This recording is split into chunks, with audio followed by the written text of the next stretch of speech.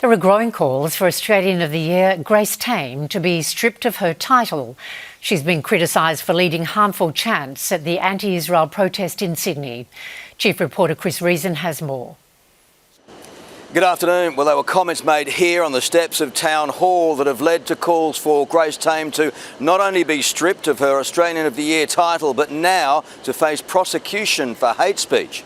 31-year-old Tame addressed a crowd estimated at 5,000 on Monday evening, calling the visiting Israeli President Isaac Herzog a war criminal and inciter of genocide, and Israel a fascist state. But it was her use of the following words that enraged many. Say it with me, from Gadigal to Gaza, globalise the Intifada. She also used the phrase, from the river to the sea, words interpreted by many to mean the destruction of Israel. It sparked outrage from some. People will on the premise of their religion, of their race, they will be murdered.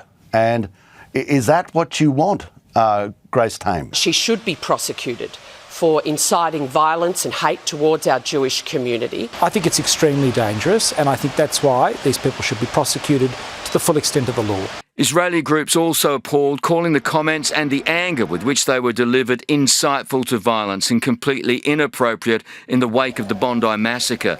No recipient has ever been stripped of the Australian of the Year award. It's a decision that can only be made by the 10-member board of the National Australia Day Council. Tame has so far refused interviews, but in a statement accuses her critics of using the comments to deflect from the real story, the war in Gaza.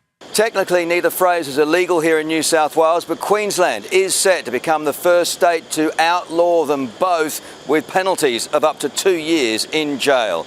Back to you.